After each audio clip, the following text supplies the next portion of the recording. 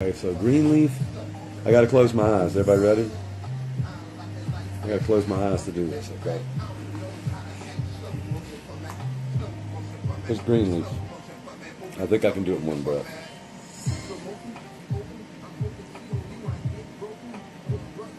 Black cherry soda is easy. Black cherry soda, we got the clone from Scotty, meth head Scotty, a friend of Dioxides. I got the clone. I brought it home. I got it healthy. We crossed it with Space Dude. We made the strains we made out of it, Plushberry Ace of Spades.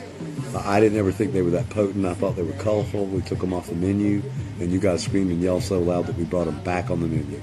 I've never been impressed with the Black Cherry Soda clone. She's a cunt to grow. All right. Greenleaf. So I moved to Florida after being busted in Georgia. When I got out on probation, they made me leave the state. So that was the deal in court. Leave the state. I was like, all right, motherfuckers. So I left the state. And I went to Gainesville, which is just on this side of the border, so I could go to see my son, Spazzo. So I lived in Gainesville, and I worked in the heating and air business for a company called Thompson's Heating and Air. They treated me well. They gave me a nice truck. They paid me well. And I moved into an apartment complex that he helped me move into. And it was called Greenleaf, and it was a 2-story apartment, 2 bedrooms upstairs, like a sitting area downstairs where my computer is, a little out backyard, and a kitchenette. And I had a bed in one room, but in the room with the bed, I had a cloning chamber, a veg room, a bin full of super soil. Yes, upstairs in a white bedroom, I had a bin full of super soil, and then the next room over, I had 2K on a light mover, and then 1K in the walk-in closet, and then flows in all the shoe closets. Fuck. And so I grew, and I talked on the internet, on Merc, on pot, and marijuana. Those 2 channels. I didn't go out very often. I'm not a partier. I don't go to clubs. I don't do heavy drugs. And in times in my life I've done heavy drugs, they've been like spells. I basically grew pot and talked on the internet, and I traveled. I went and saw my friends that grew pot. We established in '77. I bought some land in Florida, which I was going to build a house on, but I got busted and I never got a chance to. And we used to go out to the land and camp out and party and shit like that. And I grew really good fucking fireweed, and I sold it. And I turned this teacher guy on to it. And the teach was a pretty nice guy. He was a teacher for real. And so I also met, the first girl I met was named Laura. I always leave Laura out of the story. This is 94, 95. So I met Laura first walking her dog. What was the dog's name? Izzy or some shit like that. And my dog's name was Apollo. Yeah, that was early. That was Apollo. So that was 91, maybe. And so I moved down there to Florida and moved to the apartment. I met Laura, and she introduced me to Jamie. And Jamie had Narcos, hydrocodones. And I don't think I'd ever done those before.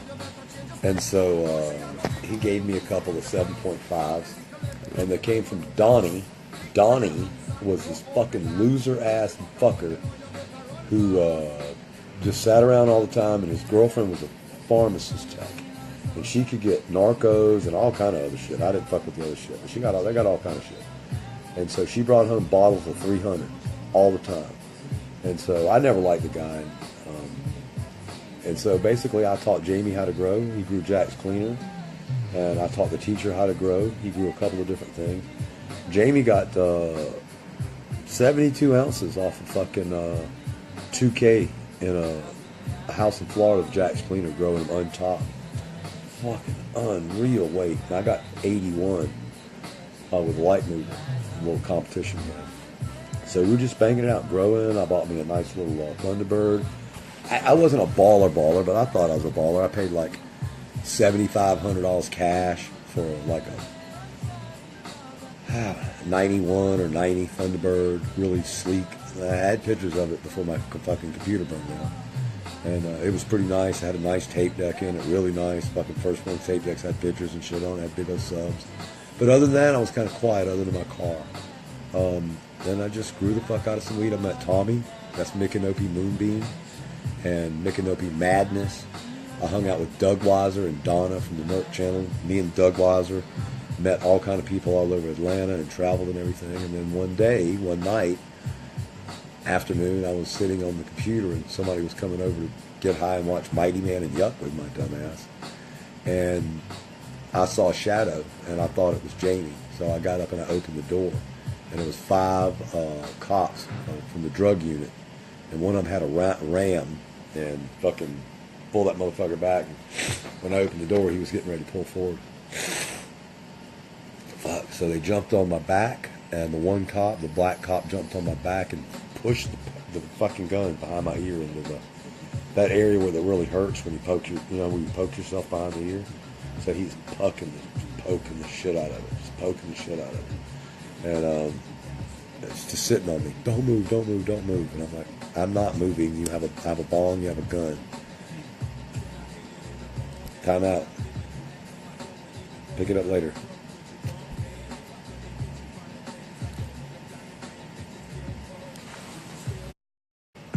Fuck. Wow. Cool. I'm having a really shitty day, so. Fuck. I can barely walk to the bathroom right now. That's why I'm just hanging out with these guys. Alright. Oh, God, I'm sorry. I'm embarrassed to do that on camera. I can go away. Oh, fuck.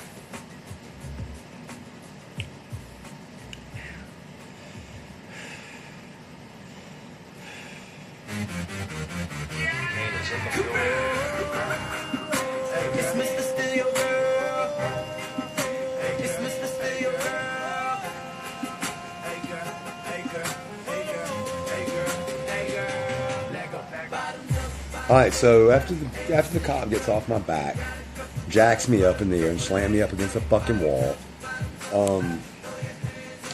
he sits me down on the couch, and so there's fucking tons of pot upstairs.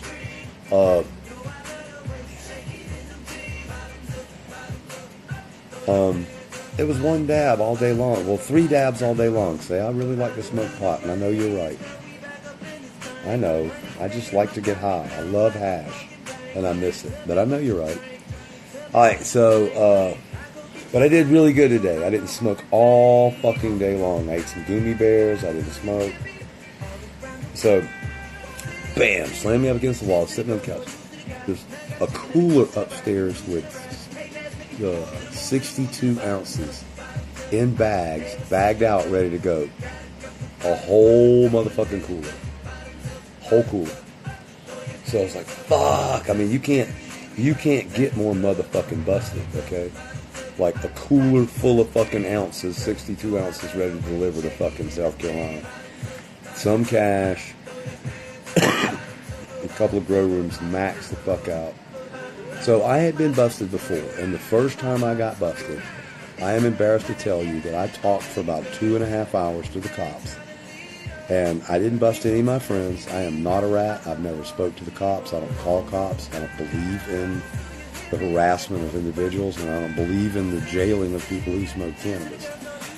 And so, in this case, I knew better than to talk to him. So I was kind of aggro because he slammed me up against the fucking floor and then the wall. So when one cop came in, there's always a good cop. Always. There's always a guy that's going to be your buddy. He's your buddy. He's going to help you. You cooperate with him. He's going to help you out. And fuck you. He is not going to help you out. He is not going to come to court and testify for you. He is not going to bring you motherfucking snow cones in jail, toothpaste, shaving cream. It is a fucking outright motherfucking lie. And 90% of the people that go through the court system do not fucking get it, or they're too much of a fucking pussy to stand up to it. And I'll tell you one thing, as far as like fighting and shit, especially since I'm sick, I'm not some tough motherfucking fighter. But when it comes to pigs, I'm the solidest motherfucker you have ever met in your life. And it's simply an attitude. But trust me, in this case, I was a little sorry because he came in and he goes, well, So if you just calm down, and if you cooperate with us, we'll see what happens tonight. We'll see whether you go to jail or not. And I looked at him and I said, you know what? Fuck you, good cop. You go your ass outside and you get bad cop. Because we both know I'm going to jail. You get me a fucking orange cup and go down to fucking Latch County Jail tonight. And he didn't say a fucking word. He walked out. And this mean motherfucker came back inside. Picked me up. Slammed me up against the fucking table. Oh, who's the badass in here, huh? Who's the badass in here? Motherfucker, son of a bitch. So he really quit after that. He goes, well, you're not going to say a fucking thing. And they stripped my house. They took every good CD, okay? So what they considered a good CD. So they took my Lynyrd Skynyrd, my Marshall Tucker, and my Charlie Daniels. They did not take my Beastie Boys, my LL Cool J, and my Jazzy Jeff. You're getting a pattern here, aren't you? So they stripped the house. They found my fake urine.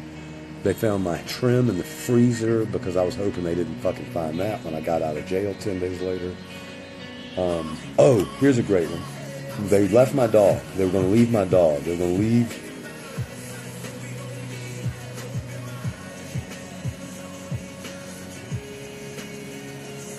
They were going to leave Apollo in the house. And I called my neighbor, this hot chick that I knew. And I said, would you come over and keep Apollo? And she's like, yeah, she will. And the cops were like, no, man, you'll be back tonight. Don't worry about it. And I was like, shit. So they basically, the city cops always transport you. So he came in, he cuffed me, and he found a knife on my side. I had a knife that ran vertically across my belt. And he took it off, and he kept that son of a bitch too. It's not him. He gave it to the detective. That one sneaky motherfucking detective that knew the teacher. So that was basically it. I taught some guys to grow pot, and one of them got busted, and the other got busted, and they came and took me down. I was in Alachua County Jail. My best friend, Gable Cease, put up the money to get me out after about 30 days. My lawyer's name was Burnt Myers. Swear to fucking God, Burnt Myers. Bunny Shoes Burnt. And so he came in and defended me, and I got probation. Here's another one. One of those sub-cool stories. So Burnt came in to defend me, and he said, I'll defend you. And I said, okay. And he said, you pay me after the trial's over. He said, if you're convicted, you pay me $5,000 at the time you go in jail. You have somebody pay me. He said, and when I get you off, you owe me $10,000. And I got out of jail. Gable got me out of jail, and I ran. I fucking boogied. And he filed a warrant on me just like I told him to. I said, you got to call them and tell them I ran, and file a warrant, or you'll be in trouble. And so we had a deal worked out. So I fucking split, and Burnt died 6 months later before my trial date. And so he got me out on bail, and then he died. And so and then I spent 2 years on the road. I went to Wisconsin. I went to Harrisburg, Pennsylvania, and I took Blunt my car, and I had $2,200 cash on me after the bus that I collected from my friends. And I took that and I gave it to Blunt. So I gave him my car, and I gave him my $2,200, and then I helped him build a grow downstairs of his basement behind a hidden wall.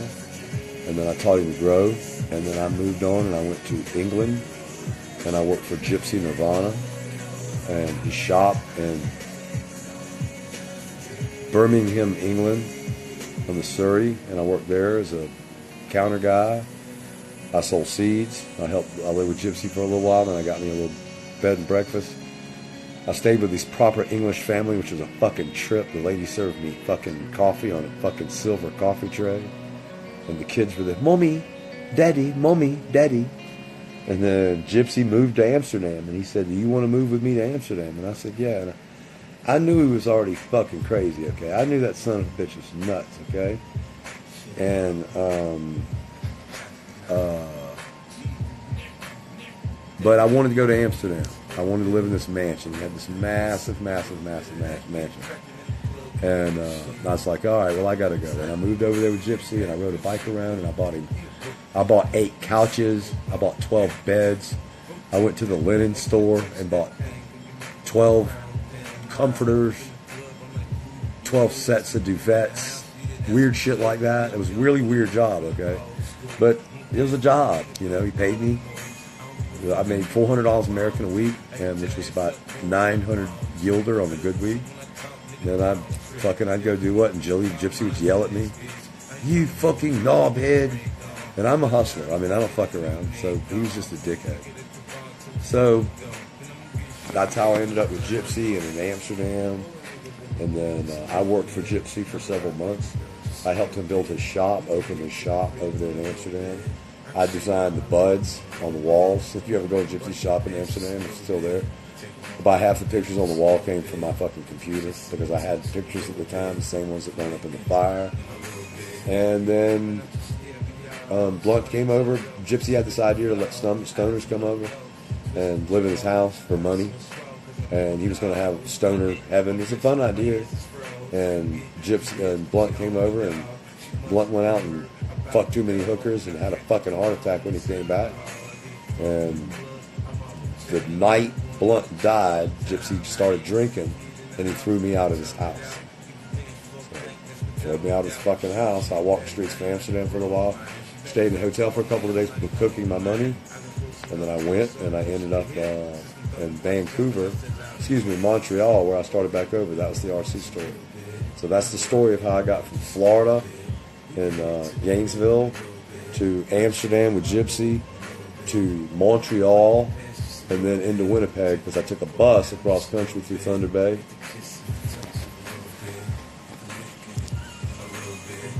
How's that?